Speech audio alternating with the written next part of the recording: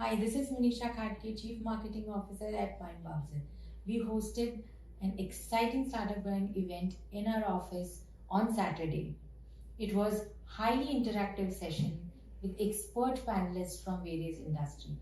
Aditya KALE, founder and CEO, Airattix; Nitish Rai, founder and CEO, FreightFox; Aditya Oja, CMO and co-founder, EMotorad; and Rajesh Kalane, co-founder, HatchFast. We discussed various strategies and trends as to how to fund your startup in such a tightening market, right from incubator versus accelerator, bootstrapping brilliance, and how it contributes to your growth and sustainability of the company. And we concluded this session talking about the art of pitching, the trends, the misconceptions, and key factors of pitching. Good morning, this is Manisha and Khadge, Chief Marketing Officer at Mindbowser. I welcome you all. Thank you so much for coming on Saturday morning. But considering the panel, I can assure you that it's going to be worth it. Yeah, so maybe start with Nitish. Yeah, I hope I'm audible well. So, good morning everyone. My name is Nitish. I'm the founder and CEO of FreightFox. I basically mechanical engineer by education, come from defense background. I graduated from Army Institute of Technology in Pune and then did my MBA from SIBM. So studied mostly in Pune, but one part of across the country. And prior to starting this venture, I actually was involved with core manufacturing heavy engineering industry. Worked with companies like Bootstrapping Brilliance and Fordham into the power, heavy engineering and manufacturing sector. And based on what was happening around during 2018, whether it is Make in India or a lot of things which were active, I thought that this is the domain where something is missing, which is basically the data and technology element around the logistics, which made me realize and go on the ground for about 6 to 8 months before deciding what to do. And that finally emerged as something we call today as FreightFox. It's an end-to-end transportation management system platform where large manufacturers, typically of the size of more than 3,000, 4,000 crores in revenue, they plan, procure, manage, gain visibility, have the intelligence end-to-end for their logistic operations across primary, secondary, all the networks.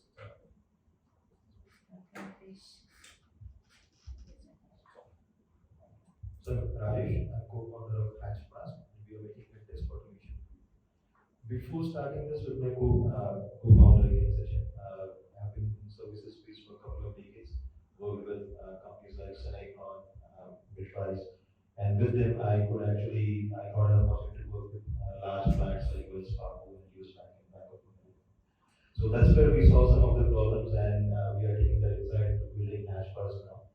So, well, exciting journey ahead.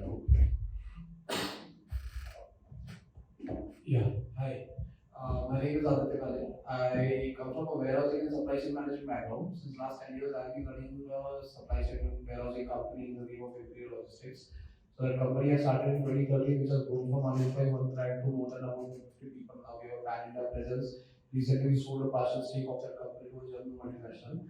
But while doing this B2, so in the Imperial, we basically manage multiple warehouses across India for clients like Tata Motors. We are managing plant warehouses of Haldiram, Chikaraguntu, then a few other multinationals again. So while doing this B2B warehousing business, I realized there is huge potential for the household storage and on-demand storage solutions. So obviously these are the B2C customers. So they don't go in they don't fit in the warehousing ecosystem. So that's why, which is traditionally operated. That's why I decided to introduce technology and look at a marketplace where people who have unused spaces, they can list it on that portal, and people who are looking for temporary storage spaces, they can rent it out. So the company I started in the name of Airattix Storage. Obviously now, again, it's a 2.5-year-old company. We are already operational in 5 cities in India, and we recently started operations in Dubai. So we are offering two solutions to Airattix, where people who have unused spaces, they are kind of listing and renting onto the portal, and again, people who have unused parking spaces, they are listing and renting out through the portal. So it's a car park and storage aggregation company we just started. People who were looking for household storage and temporary storage solutions, they were the ones which were most ignored in this entire warehousing ecosystem. So we tried to tap that and solve that particular problem for our company.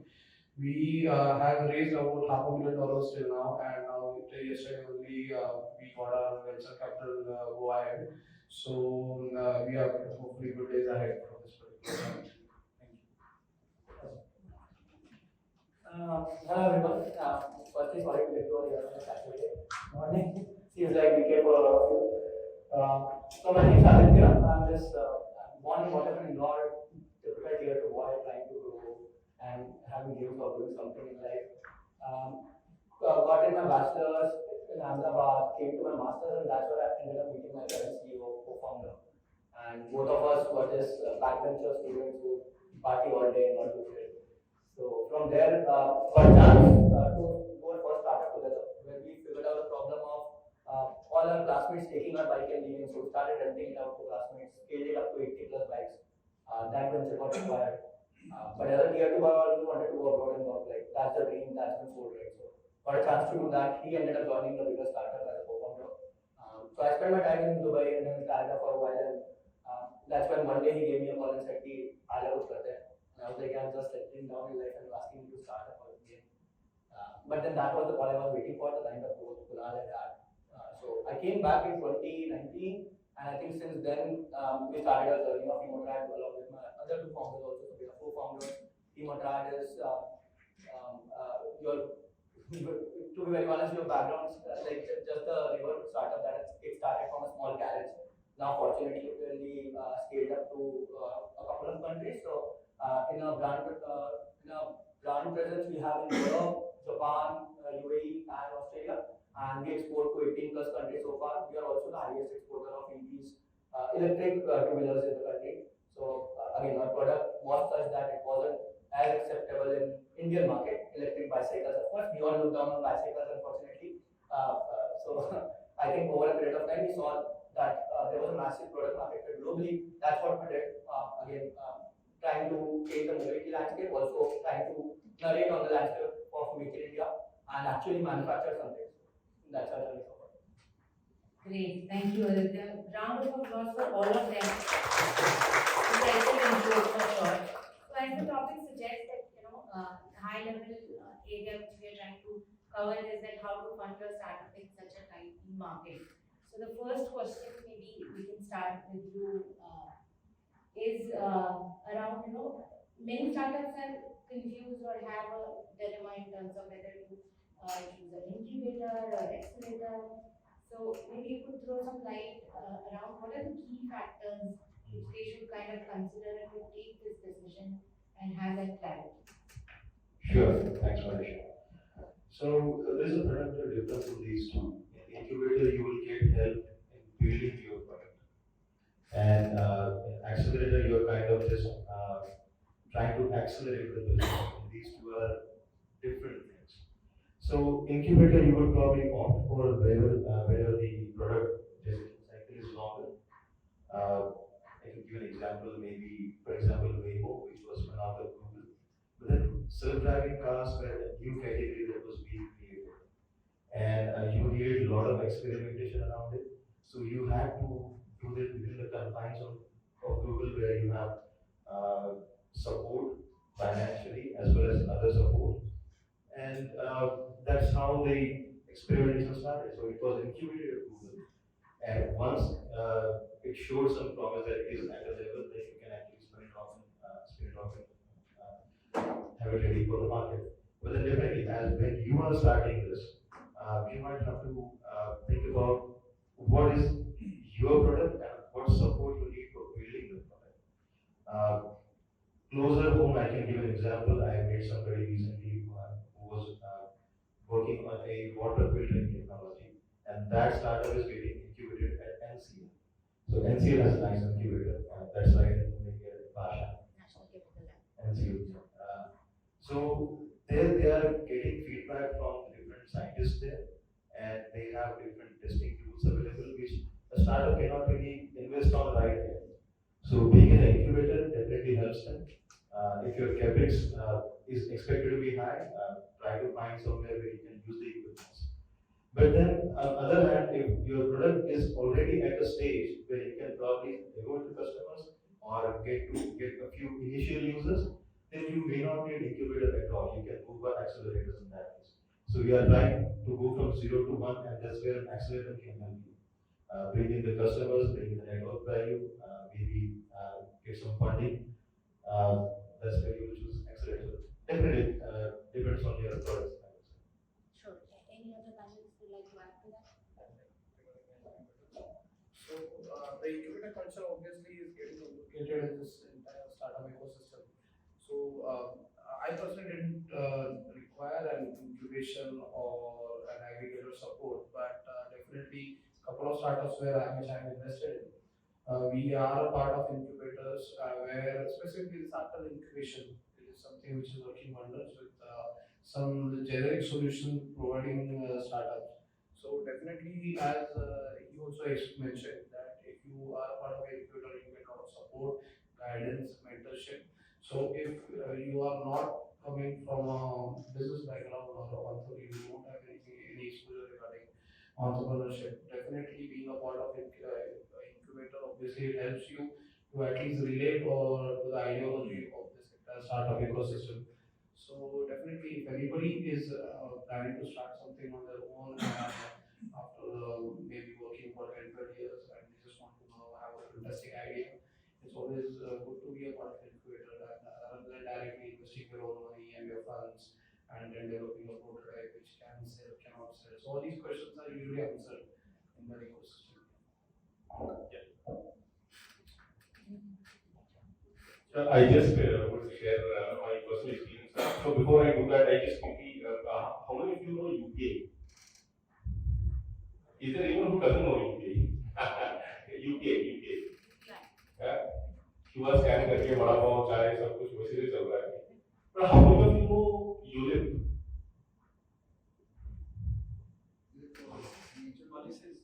Yeah, very good. Beyond that. So not the unit linked insurance plan. There is another ULIP. So there is a undercurrent of a revolution similar to UK which is happening in logistics space. My fellow capitalists will know it is unified logistics interface platforms. It's a technology similar to UPI or equivalent potential of UPI which is coming in. And now why I said this is because and very good sharing in terms of incubator versus accelerator.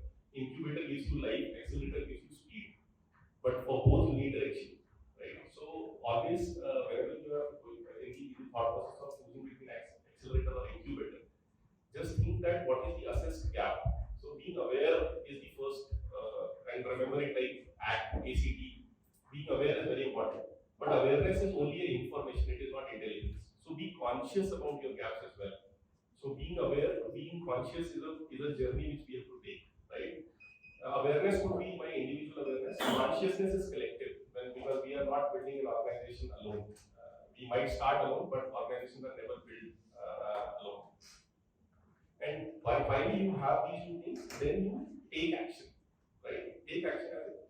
Then you decide whether to go for accelerator or incubator based on your state, based on your field. I'll share my experience. We built FreightFox as a platform, and we were looking at so large enterprises, the sales cycles are very high, right? And you need a very credible brand to begin with, because everybody asks reference और वहाँ पे काम किया है. Everybody feels their processes are unique, everybody feels their pains are unique, which is also true to some extent in B2B enterprise space. Now what we did was we got a chance to get engaged with the accelerator, which is powered by Unilever, Coca-Cola, Colgate Palmolive, and AB InBev. AB InBev is a manufacturer of advisor. Those who would probably do cheers in the evening. So all these four companies power the accelerator, global accelerator, on the theme of sustainability, right?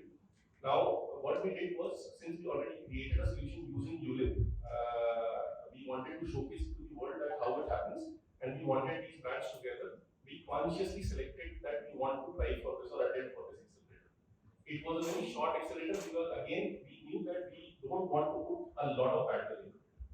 A limited bandwidth for visibility, and that is where we attempted it seriously. We became the only company from India to be part of it in 2022 cohort 3.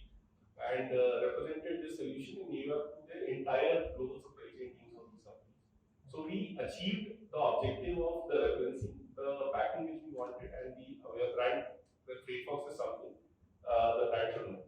So that was the sole intent of doing it. So find your intent and then act accordingly. What something that I wanted to act. Great. So incubator gives you life and accelerator gives you speed. That's a nice statement, right? All right. So everyone must be keen on learning your funding journey for sure. So if you could briefly talk about it, at the same time maybe conclude it with the highlights or the learnings, on the way, which is kind of made you reach where you are today. So, considering that obviously running a tech-based startup where you are running a marketplace, where I work, specifically in Airattix, we work on commission-based model. Same like Make My Drive or Book My Show. When you book a ticket from Book My Show has some commission or convenience fee they add when you book a ticket, and that is what the earnings are.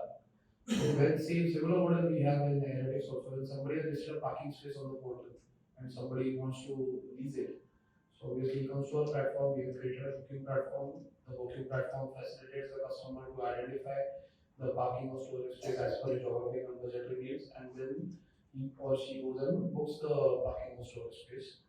And we have monthly rentals, daily rentals, annual rentals, but whatever the booking duration is, we charge a commission, nominal 5 to 10% commission as a booking fee.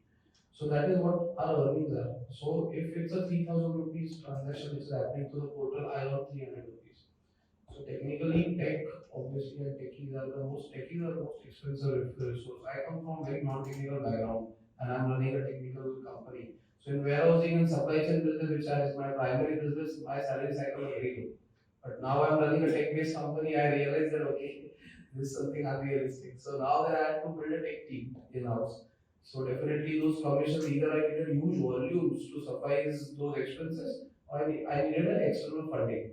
So that's where initially I once I started the product started maturing with whatever limited resources I had, I decided to appoint an investment banker who can help me with the pitch deck and whatever the requirements are, and we decided to go out in the market to look for investors in the relevant industry who can trust in the idea and trust in whatever I have built.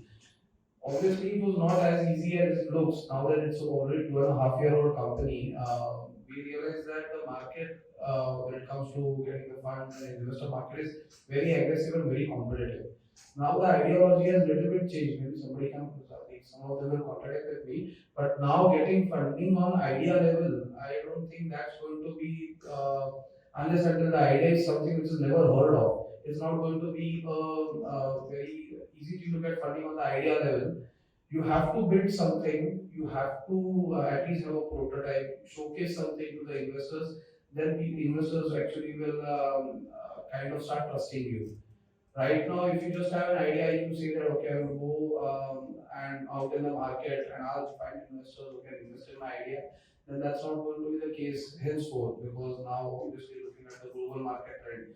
Then we have incubation centers and all for idea level kind of startups. But to get funding, you have to showcase your entire product, at least from the prototype point of view, and what exactly are your revenue streams, what exactly where you are going to, or what are your projections for the next 3 to 5 years. So obviously that all the spreadsheet should be in place when you are going to invest in your homework should be done.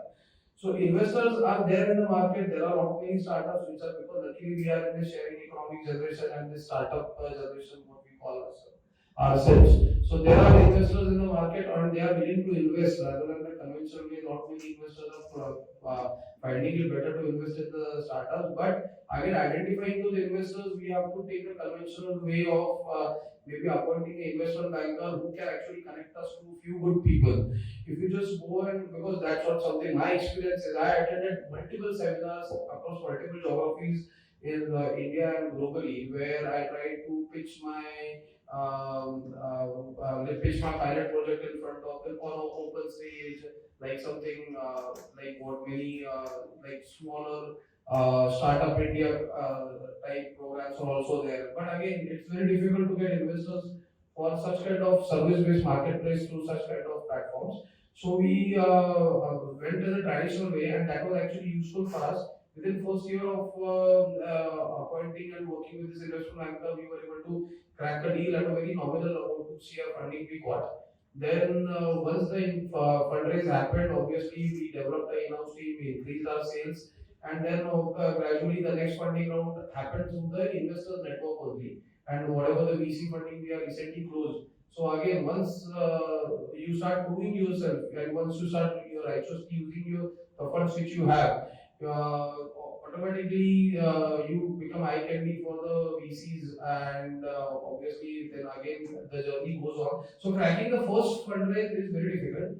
So you have to actually go for a traditional approach or the incubation approach, either which way, where you get an exposure directly when you are part of the incubation, or you can go for the traditional way where you open the investment actually helps you do that. So initially, only my whole experience, obviously, what I learned from this was that instead of from day one running behind the investors, you have to run behind the profits. So when I raised my first fundraise, my company was 7% profitable. But now that I have raised funds, I am earning at least about 50 to 20 lakhs per month. So what investors like is that at least you have set up a company, you are doing profits, and then only they can trust you. So now, obviously, of the fundraise has come through, we have increased the expenses, we are burning right now, but our sales are growing tangentially. So that's actually what the story of Airattix is, and that's what my suggestion is, that you build a prototype, you have something to show, you'll get the funds quite easily. Great, thank you. EMotorad. 3 years, it's been exponential growing now. Yeah, fairly decent return so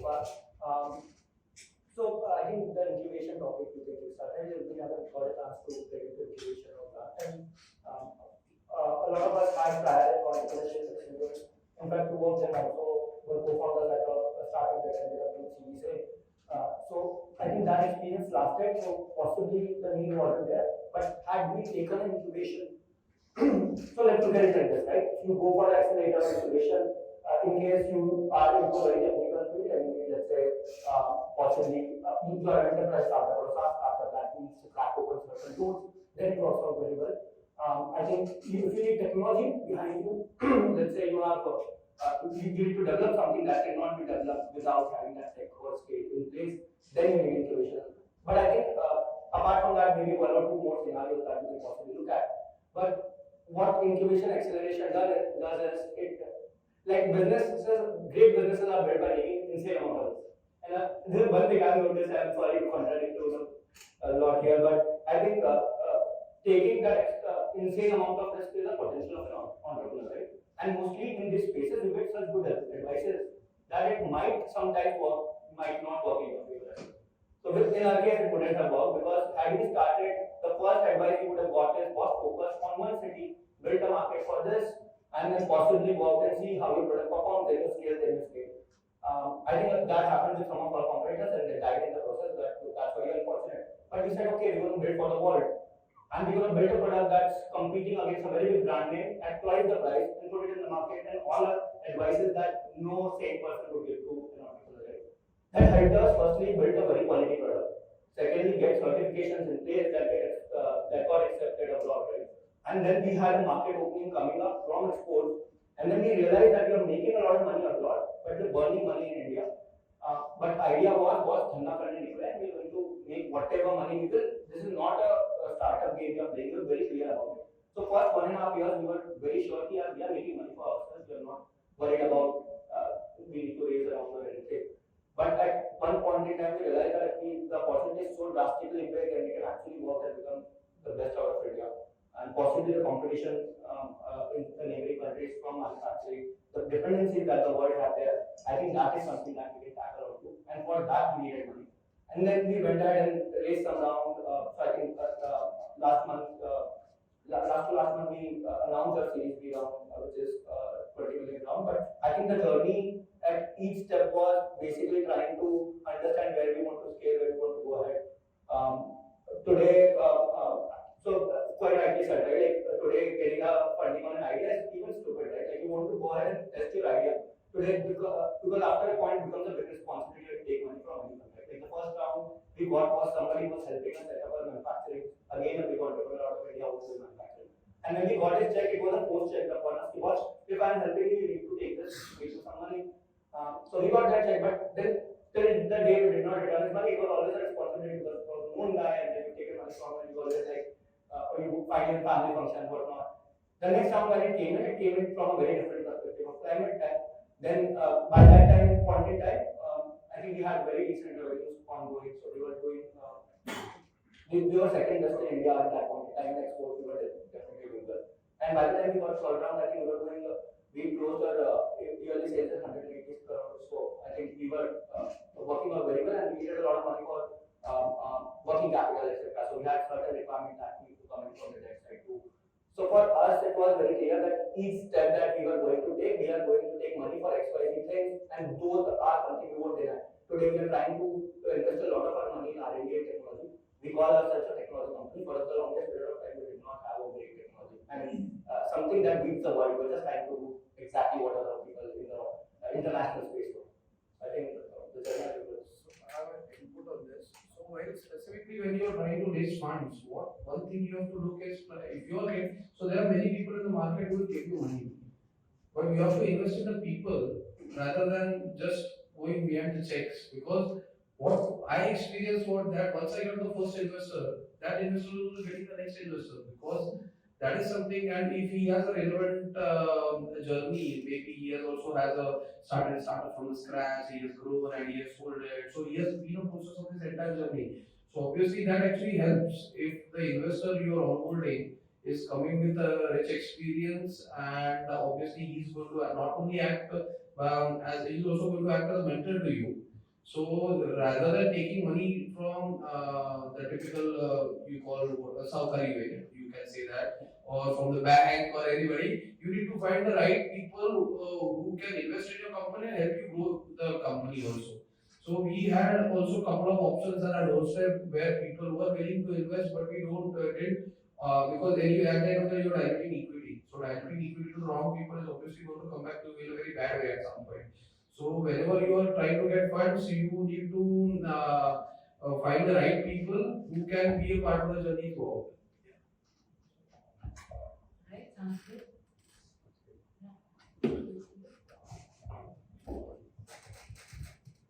So, You've been in a very saturated space, which is oh yes, banking. So enterprise and SMEs. Exactly. That is not that separate. Exactly. Yeah, it's okay.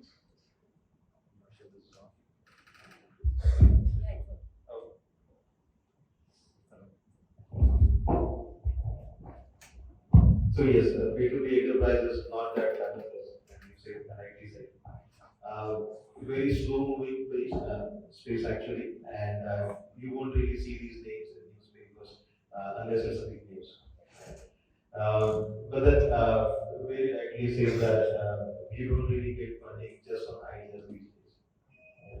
You have PPD and you just go on for funding. That's not really happening these days. You have to have an MVP in place definitely, and you should have your own plan how to grow from that stage. You should have your own goals, and you should take funding only for those specific goals. Is that is what I would recommend actually. And one more thing important, once you have a MVP in place, it's not only that then you will start networking and exploring the VC space. No, but I would definitely recommend you talk to VCs, you go to events, you meet a lot of people very early on, and when you actually need some help for funding, that's when you can actually decide, okay, this is the VC and this is the space that they are interested in, that's space I'm playing in. So you see the VC and your game fit also. This is as important as the product market fit. And there are many theme-based VCs, there are many technology-based VCs, and you should know who are the players active in your space. And when you really need funding, at that time you should be in touch with those, and that's when you actually will have the money at the right time. Otherwise, if you encounter a gap, that's not really going to work in your favor. Right, thanks. So, just adding and a lot of good points from the panelists. So, one, the incubator gives you life, or accelerator gives you speed. What you need is oxygen to be alive, right? And funding is like oxygen. I would not say funding, but everybody who's being an entrepreneur will tell that it's not the money which absence of money which kills you, it is the cash flow basically. So cash flow is the thing, again, whether you're a startup, so funding is required to manage the cash flow ultimately, right, to achieve an objective. I would just put it in a very simpler way that I'm not sure how many of you have ever gone to see a live act or a theater drama. Very nice, very nice. Okay, great. So, funding journey is more or less like this. Remember, first of all, every screw requires a different driver. So, first understand the stage we are in. Like, for example, if we are at early stage ideation state, we should not go to VCs. My suggestion. And remember, my playbook may not be your playbook. Your playbook will be. I'm just sharing my experience. May not be the right people to go to. Go to the HNIs, go to the people who have been ex-entrepreneurs themselves, and find out such kind of people in ecosystem because they will be able to give you a lot of other value-added things beyond the money. Once you are at a stage where MVPs are there, where the customer is there, you know PMF is a big word, but you know that you have some traction, then you go for seed stages or pre-seed stages. Now the name should be as much as one pre-seed, seed, pre-seed, seed, whatever you want to call it. But choose the right VC, everybody spoke about it. Look at the strategic intent and alignment, basically it is matching or not. हम हिंदी में बोलते हैं, I come from Hindi background, so हम तासीर बोलते हैं. I don't know if you know this word. कि तासीर मिलती है कि नहीं मिलती है, right? हम बात कर सकते हैं, आगे साथ में रह सकते हैं, because getting a VC on board is like a marriage. Once it is done, you all know, all of those were married at least, right? So be very careful there and apply when you are thinking about at any stage, whether you are starting or whether you are just going to start. Think about three circle theory, very cliche example, but works very well. The three circle theory, what is that is in my circle of control? What is in my control is, I need to have good co-founders with me, and can we take insane amount of this good thing, and without that nothing starts. And then do we have the right idea in place? Because all these are circle of control. My idea, also a word of caution, since I don't come from technology background myself, I have seen entrepreneurs getting too obsessed with technology, product, हम service हैं, हम product हैं, हम ये हैं, हम वो हैं, lot of things are there. Be obsessed about the customers when you are starting, because the customers are important. You can become a product, service, a business is a business ultimately. Like for example, we started off by understanding the customers. We became a product company later on. We became a SaaS platform as we evolved, understood the problem at scale. So be obsessed with the customers because that is in your control. Then look at what is the circle of influence. Influence is what I said, the people I can go to, the right amount of partners I can choose, incubator, accelerator I can go to. Select the alignment really well and know your circle of concerns ultimately. Concern is what? Which is unknown to us.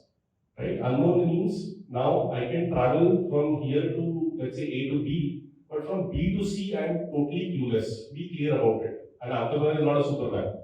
An entrepreneur, or the best quality is that they are open, they are able to show vulnerabilities, they are able to share vulnerabilities so that people can actually contribute and make them successful. So I would just add to what Alex has already shared. Thank you so much. Just to add to what so I think two things that I realized, and it's very personal experience to me. I met this very big VC in one of the biggest VC offices, and when we shook hands, he said, "Hey, I never got a chance to meet you," and I was like, "Yeah, I don't go to any of these events, right?" So he told me something which was so good to know because I was all the while working. While you're working, you realize that you're missing out so many things, right? Like coming here on a Saturday is something that I'm missing out certain things for sure. So I told him that I do not go to a lot of events. And he shook my hand and he told me, Aditya, real founders are working in the offices and real VCs are working in the offices.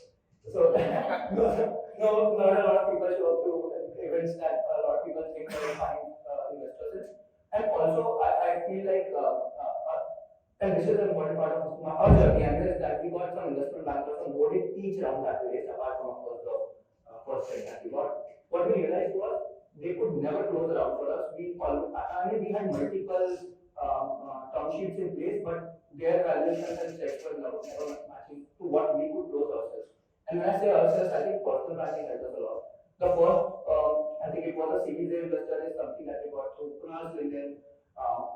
Series B investors also fortunately, unfortunately, touched us down via LinkedIn only. And then the thing process. So, but in this smaller VC world, and once you, let's say, are Series A and above, I think everyone knows about your deal, everyone knows what's happening. The things are spoken about, and they also cross-verify and cross-check amongst each other on why would you pass on this deal, because they want to know. So, frankly, you can sell your story the best. IDs are only needed when possibly you want to open some doors. But if you open those doors yourselves, there is nothing better. And I think that can happen by building some credibility. Of course, I would advise everyone to go out and do LinkedIn. I do very shitty LinkedIn, but I keep doing it. I think if you open your own doors yourself, that's the best intro you can get to somebody. And when they reach out to you, it's a different world altogether. Then the interest level sounds very crazy. Everyone knows how EMotorad active on LinkedIn. Yeah. So, I mean, that's the only platform working for us. Alright, great. So I think you all got different perspectives, and you can probably pick and choose the advice which suits you the best. Whether it's insanely taking the risk or evaluating or having a proper strategy, everyone kind of shared their thoughts. Moving on to, we spoke a lot about funding journey and funding, but when you are in completely early stage in starting, the bootstrapping, brilliance is the next section, which we want, everyone to kind of throw some light around.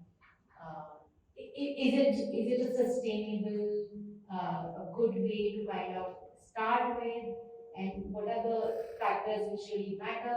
How long you can go? If you could throw more light on that, then maybe we can start with Nitish. Sure. I hope.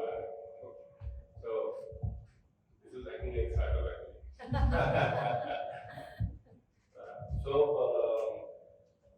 See, bootstrapping is a reality. Bootstrapping is the reality today, and funding is future. Future is always bright. Okay, so remember that funding at day 0 or day -1, that the moment I'm thinking about a startup and I get funding, the funding is as I said, funding is a purpose-driven thing. It can't be an objective of starting a company, right? And I'll be very frank because when we interact, I usually understand that I have this idea, I want to do this, but then funding is over. Funding is an afterthought. Funding can't be a precursor to starting something. So bootstrapping remains a reality. See, whether you are a funded startup, all of them will agree that whether it is a month, 3 months, 6 months, a year, you have to bootstrap. There are organizations which are exemplary in bootstrapping from India. Zoho is one of them, just crossed $1 billion in revenue. It's a completely bootstrap company. Depends again on what kind of market and things you are in. So prior to starting this venture, I worked in the capacity of Chief Business Officer in one of the B2C startups, which was dedicated in a different space. The brand is based on Pune only, but excellent example of again bootstrapping it. Where the bootstrapping may not work really well practically is B2B enterprise space. Because B2B enterprise space, you can't go and have like B2C that you have 500 customers onboarded. So there is maybe a revenue stream coming in, or maybe a proposition which is already on the table. Unlike that, in B2B enterprise space, it takes a lot of time to build the RAM itself. And what I wanted to convey is that be very aware of what startup you are building, what is the kind of DNA that startup has. Is it a startup which may generate the revenue right from day 1? Nothing like it. Because Kirana stores are running very well across the country, none of them have raised funding, right? Excellent business model. And similarly, there are many more examples around us. But when it comes to, for example, if you want to spend your energy and time in building something around something like B2B or enterprise space, you need to have some sort of funds or backing based on your idea and based on the strength of your product which you are envisioning in order to reach a phase from where the revenue starts coming. So bootstrapping remains a very important aspect of it. Whether to bootstrap or a fund should be bootstrapping remains a reality, as I said, but funding should not come into the mind unless we are very clear that what is the DNA of the company, want to build it going forward. So it is all I would still say a personal choice. I would not say that even in the enterprise space, companies can't bootstrap. Funding is a recent phenomenon.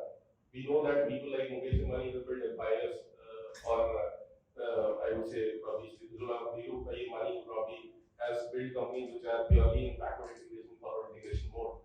So funding is a recent phenomenon. Business and funding or startup and funding are connected or correlated well, but there is no causal relationship there. Remember, that's what I want to convey. Very well said. If you work in a B2B enterprise services space and now running a product company towards that. Well, we are fortunate that technology product can be built beforehand, especially if you are working on some software product. You can just sit in your house and build a product or MVP at least. So bootstrapping is easy for us, especially in technology business.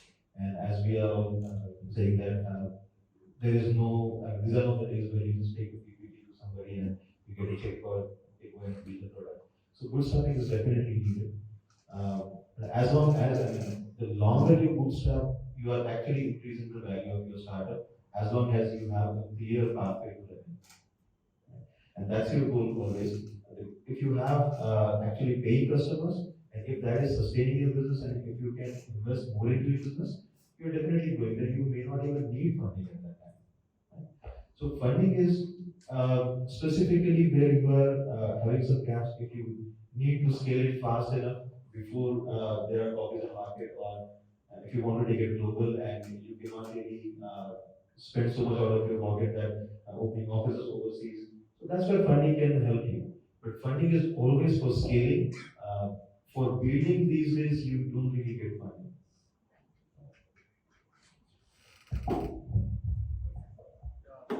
Yeah. So as I had earlier also mentioned that till the time I had built something, I was selling something through my product, investors were not even looking at me. So as soon as so initially, obviously, the first 2 years of the company, first 1.5 years of the company, we were totally bootstrapped.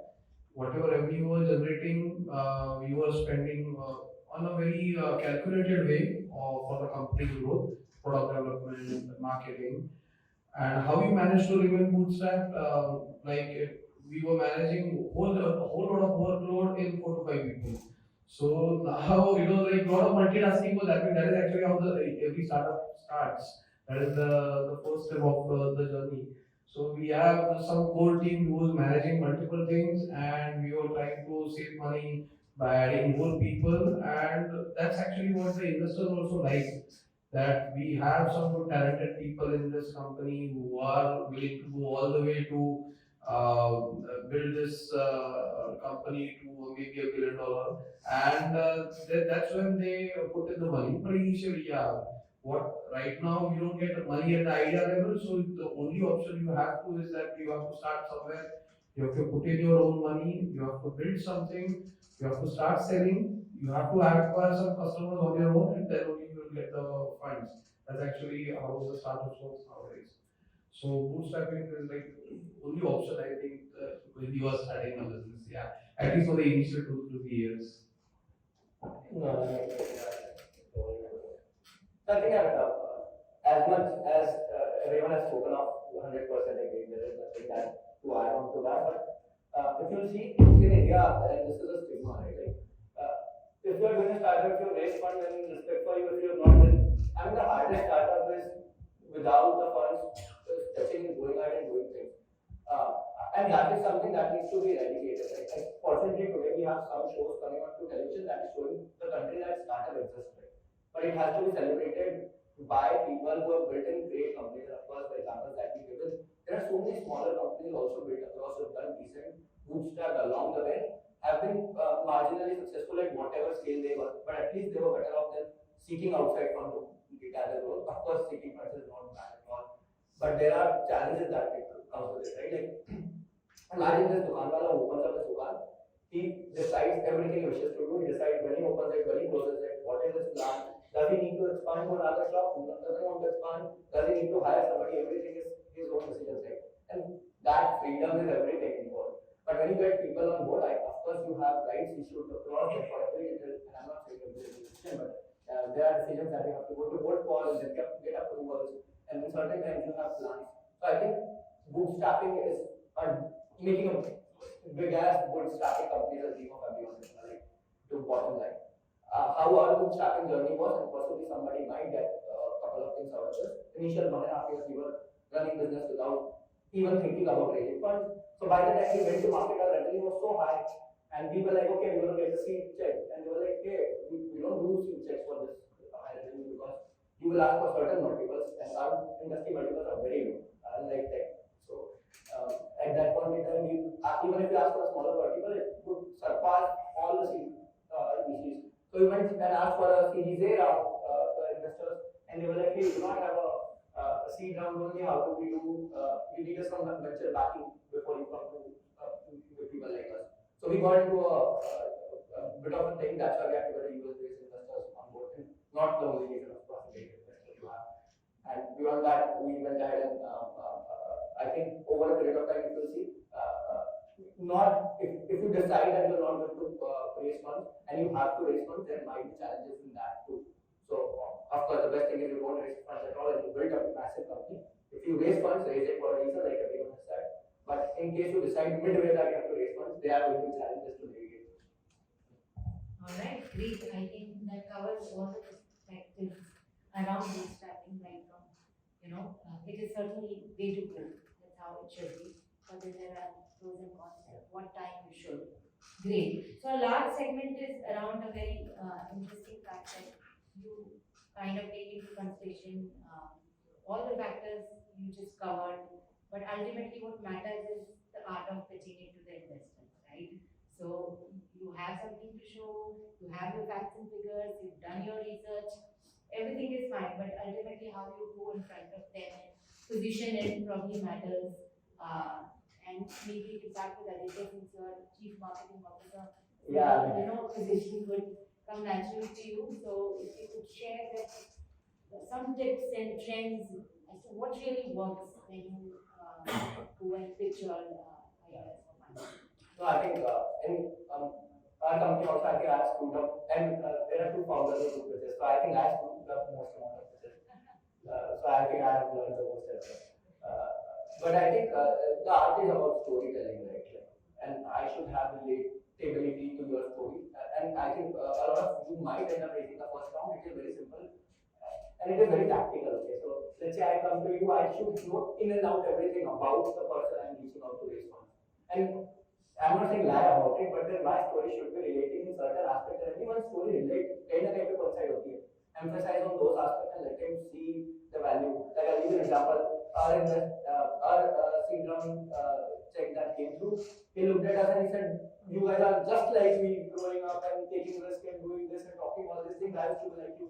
I think that is where we resonated, right? But if you talk about pitch, I think when you go to VCs and possibly starting analyst level pitches and then you get passed on.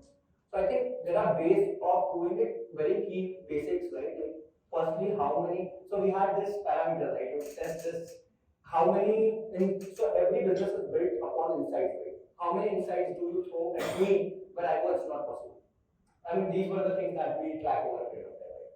So let's say, do I make you go, oh, while, like how many times do I make your eyes pop? Now, these are the things, if I'm pitching, my partner would track. And if I haven't thrown up enough insights, then he would do it over a period of time, stepping in. I think also, particularly, the way you narrate your story as to, of course, there are compartmentation, right? Like you will go out and say, hey, this is what my team looks like, this is what my tab looks like, this is what my technology looks like, and I'm going to build. And you can rearrange them the way you want. But I think over the entire story, so you when you start and do your first pitch, right? You're going to screw it up, everybody does, there is no doubt about it. But in the next one, you will slightly better, and you will have some questions that you will note from each of them as you move along, right? So there is always this thing where we say, by the time we reach 18th pitch, right? 18 to 29, we used to always call 18th pitch. We'll exactly know what to talk, we'll exactly know which slide needs to be modified, which slide asks for what questions, right? Like in this slide, we leave potholes where somebody will come and ask, ye galat hai yaar, how can you explain this? Why is it looking like this? So there are, and then you can narrate answers. So over a period of time, insights, getting your story right, making sure that you give enough potholes for the VCs to also come in, ask you those particular questions that you know are going to ask in your favor.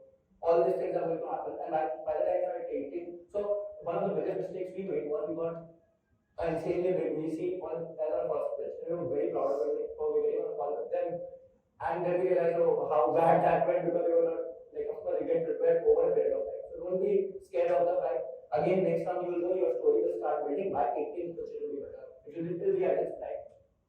Great. So storytelling and relatable story. Yeah. Whenever you're pitching is extremely. I mean, not with VC, there is no relatable story. They are relatable. All right. And you master the art by practicing. Okay, great. Yes. So, when you're going first time for the fundraise, the investor will only look at three things. One is the founder, idea, and obviously the current sale or status of the startup, and the projections, what you have, only four things, sorry. So, mostly when you are going to go for the angel round or pre-seed, whatever you call it, you are going to directly communicate to the investor. So he's going to see, as he rightly told, that if the investor is going to relate to you, then the funding is going to be much easy. So we have to sell ourselves. Everything is for sale. Everything in a startup is going to come under the umbrella of sales. If you are a good tech, if you come from a technology background, if you come from a marketing background, if you come from any other background, but if you are able to sell yourself, your idea, your startup in the right way to the founder or to the investor, then obviously it is going to click from that point. You have to sell yourself as a founder in the right way. PR is very important in the startup ecosystem. I invest a lot in PR. Even though my startup was 6 months old, I was promoting PR. I was promoting not many activities through our PR agency. Considering that's what people like, they like to see if the founder is sane, he has some good background, he is maybe clean when it comes to as a businessman. So these are things, portraying yourself in a good way in front of the investors, that's something which you have to figure out first. And if that clicks, that is going to be the start of your funding journey. Then the idea level, obviously, the idea has to be excellent, which is not, it should not be something which is like already there existing in the market. You should, even though the startup idea is something similar to what is there in the market, you should have something which is different. That something is something you need to emphasize upon and sell it to the investor. Like you already had Swiggy, you had then Zomato came obviously, then but they are doing the same restaurant delivery kind of business, but something they started differently. Like we have Swiggy Genie now, obviously that's something which was they inculcated and tried to be different in some way. So whenever you are doing, if there is a startup which is providing similar services in US, obviously you want, but there's no startup doing the same service in India. Obviously, India is a huge market now. So you just can't say that like I've done this one mistake and I was in a very bad fix after that. So whenever I used to promote my startup, I used to say that I am an Airbnb for good storage. And now Airbnb has objected on my trademark, saying that the founder had mentioned in one of his YouTube videos saying that they are like a Airbnb for good storage, so saying that this air is not a fit for they need to separate their company's name. Airattix should be different. Now, so you have to be very careful what you talk before funding also and after funding also. So that is going to resonate your entire personality. So the investor is going to look only about the primary two things is the founder and the idea, and then obviously the current status of the company, and the fourth most important thing is the projections. So projections have to be realistic. You go and tell that within 2 years I'm going to make $1 billion company, I'm going to have maybe thousands of, if it's a B2C, I'm going to have thousands of customers onboarded. So that's not going to work that way. Your projections have to be realistic. आप इतना पैसा दे दो भाई, इतने पैसे में इतना company आपको बढ़ा के दे दूंगा. So that has to be realistic. You should go and so you should know how much money you require to sustain for 1 year, 2 years. So all these figures should be very much fixed in your mind. You should know that if somebody gives me 1 CR, how much money, how I am going to spend it. So whenever now also we are preparing a pitch deck, one slide is specifically dedicated to the how you are going to spend this money. If I am demanding for $1 million, how are you going to be the spend for the next 2 years? So that is something which has to be very accurate. And as a founder, if you are going and promoting your company, The investor is not going to have too much time कि वो आप पूरा presentation दिखाओ मैं वो देखता हूँ. No, he's going to ask some few specific questions. If he likes, he's going to put the money because he's sitting on money, obviously, and he wants some good startups to where he can invest. But obviously, whatever you're putting into slides, you should be accurately have that knowledge. EBITDA कितना है? So it was for 2 years back. I never had this kind of questions asked to me. But now, if you so people don't know such terminology also, but you have it in your pitch deck. So people are going to ask these questions, like investors are going to ask these questions to you, and you should be quite prompt when you are answering these questions. So this is what first thing is you have to set yourself as a founder in a very righteous way. The investor trusts you, then automatically the next journey is going to be quite easy. So for the first fundraise, I'm doing. Yourself. Yeah, fine. Alright, Nitish, your take on it, please. So funding is simple and difficult and complex at the same time actually.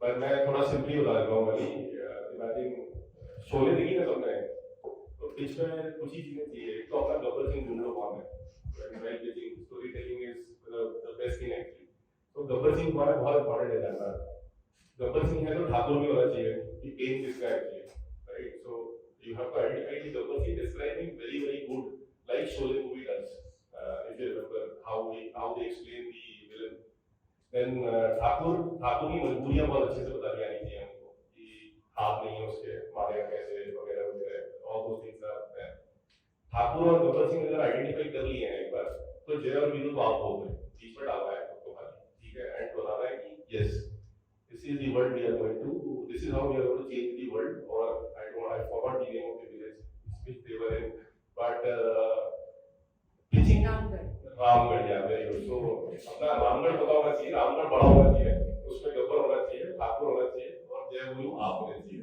तो producer पैसा लगा देगा movie पे simple so funding is very very fundamental in nature actually आपकी आधे घंटे की 1 घंटे की पिच है मैं फेलो वैल्यू को 15 मिनट की पिच भी हो सकती है उसमें आपको ऊपर से नीचे तक कोई एमआरआई नहीं कर सकता nobody can do MRI and understand that I have a very sound business model all they can see is a reflection of your passion and the way you are able to concisely put your problem statement and the product which you are aiming for when we are doing it I actually said that it is like a theater drama remember and not to be taken in any other way but you have to prepare props के use करने हैं costume क्या पहनना है dialogue delivery क्या होगी and then practice it do a dry run as many times as you can and when जब हम शुरू करते हैं our happiness evolves as human beings like when we get the first reply from VC on email we are very happy now respond to किया कम है मतलब तो दुनिया जीत लेंगे then you go to the first pitch and then you encounter a very young chap from the VC side who is probably would be idea and graduate with a year of experience all I don't want to get into the territory but yeah but they will tell and they will come and tell you to explain the business model and then you will say something then you will realize then the first iota of your frustration perception and hope begins all together, right? And then as you keep building upon it, as you keep meeting people, somebody would have done 20, 50, 40, 50. I'll admit I've been very bad at pitches. Why?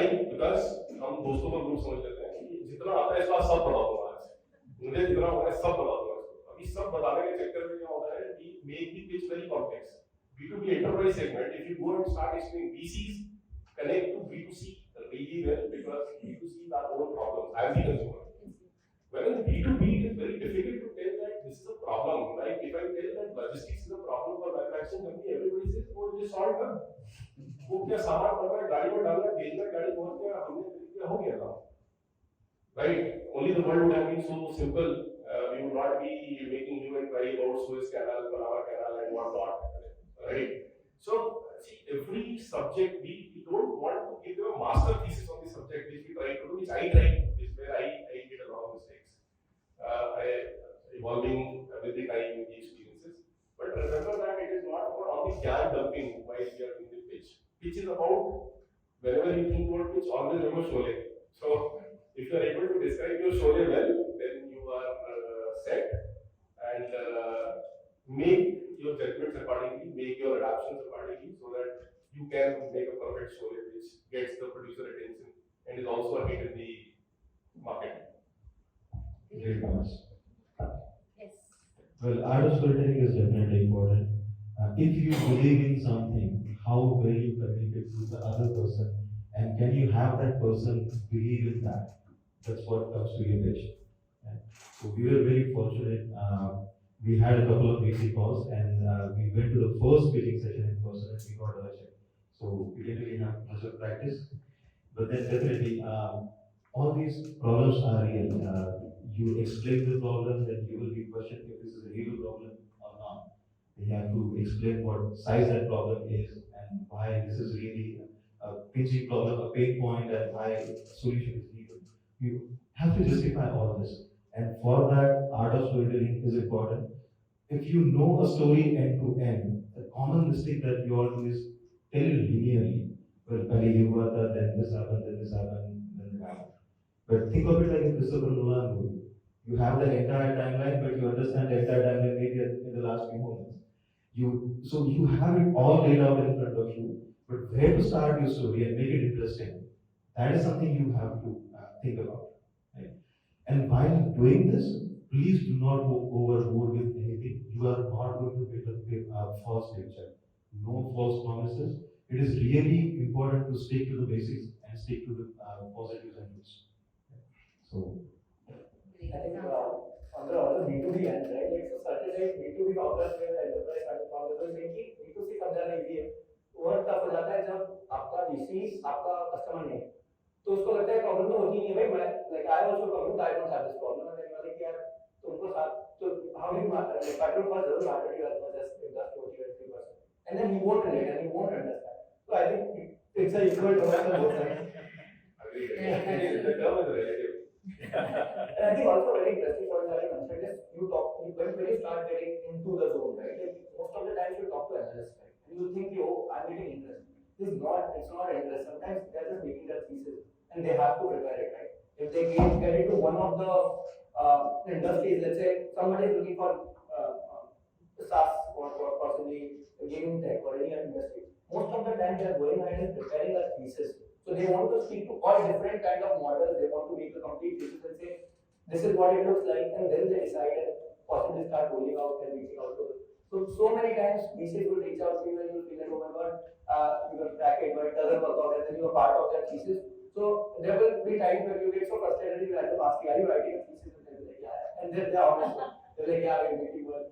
Very good point actually. याद रखो कि आप अपना classwork करो, उसका homework Exactly, absolutely.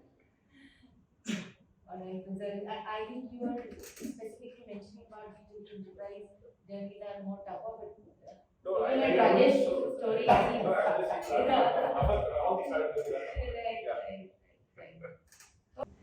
Alright, so we purposely brought, panelists from different domains and different perspectives, so that hope you got, something really beneficial out of it and learning from their journey since they've been successful and growing really well. So I just wanted to say thank you, for coming, joining, sharing your insights. If you have to sum up in just few words or maybe in one line, your journey so far, what would you like to say? We'll end up with Nitish because he must be having some He has the best lines to put analogy. down. So we'll start with you. There are some content today all about this consciousness, awareness, Lambe enough and all. We should go in quote with this fact. But I think the journey has been the entrepreneurship journey. Yes. I think it's been exciting, and frankly, like this is also how we define our culture. And we've been talking about culture for a very long time. We've not had so many employees, so it makes sense. Of course, it makes a lot of sense to speak about it. But the idea was very simple, right? Like the culture that we wanted to create is something that has flown out of us, right? So we wanted to do one thing, wanted to wake up every Monday morning and be excited about it. And I think that's what our culture is like, is also that everyone who wakes up on a Monday morning should be excited about it. If that's not happening, then we're not having a great culture. So I think for me, that has existed so far, and I still wake up on Mondays and feel like, oh wow, it's Monday. Because And not like I don't like weekends, I love weekends too. But on a Monday, I'm sure we look forward to things. You look forward to things that you have to achieve in life. There are always goals set, etc. So every week on week, there are things that come. There's things that meet. So I don't know. It's been exciting so far. Great. So no Monday blues for you, right? I don't think anyone would have Monday blues in entrepreneurship. How about you? Because there is no Sunday, so they can't. So two things we focused upon in this entire startup journey, and it's still the start. We have to go a long way. One is innovation, and second is collaborative consumption. So that is picking up nowadays. Collaborative consumption means we are not nowadays competing with our competitors. We are collaborating with them. So there are multiple startups operating in multiple geographies and capturing a certain market share. So rather than trying to improve that market and creating your presence, we are kind of doing a collaborative consumption model. So we have started this kind of with this kind of attitude, and it is working wonders. So you have to just keep on evolving. Startup is just a simple word, but it has a lot of parameters, and you have to keep on evolving as wherever you feel it is the right way. You have to keep on changing and tweaking your entire strategy. So this is two things we follow, and we have been happy since then. Yeah, thanks. Innovation and collaboration. Great. Yes, Rajesh. Well, I was always interested in technology and fortunate to see postcards and then emails, and now we have WhatsApp. Same way with Airattix storage, you got CDs and DVDs, and now you are all on streaming. This has been really exciting to see, being a front seat, having a front seat on all these technological changes and how they affect the society. That's very exciting. And right now, I'm really excited about the possibilities that AI brings, and we are just getting started on it. So that's, I'm looking forward to. See, that's why I always try to explain things which are relatable. So, Saturday we are all seated here, and my takeaways are very simple. And the panelists throw some very important critical points. But for you, after this session is over, remember, like, it's very easy to remember. Be like Ishan of Tare Zameen Par. So never stop being curious and never stop dreaming. That is very, very important aspect. And that is where the thing starts. That's the kickoff part of it, basically, which is there. And then be like Milkha Singh.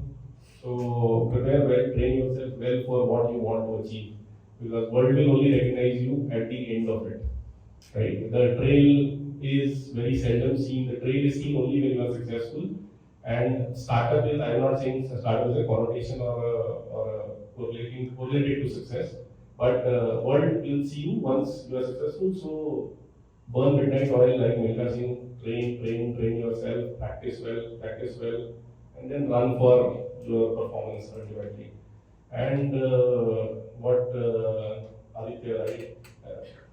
Aditya, sorry, I'm confused, sorry, yeah. So like Aditya said, so be Ishan of Tare Zameen Par, be Milkha Singh, and then finally be Tom Cruise of Mission Impossible. Take insane amount of risks, right? And remember, that is a movie, but you have to take in actual life. So don't be hesitant in taking the risk. When you do this, you will realize whether we complete ourselves or whether we are successful as an entrepreneur, startup or not, but we always emerge as a better human being, a better person, contributing towards the betterment of society and nation ultimately. Sounds great. Sorry to add to that, but the world will recognize you at some point. If you I don't know, I have been like this all my life. I never cared about what anyone would think about me, right? One day I decided I have to come back to India and start with my friend. And everyone, my mother told me how neighbors are talking about me. I said, I never cared about it, frankly. But honestly, if you don't care about what anyone thinks of you, regardless of where you are, I think that's a superpower in itself. वो चार लोग यहीं बैठे हैं Absolutely. All right. Thank you so much.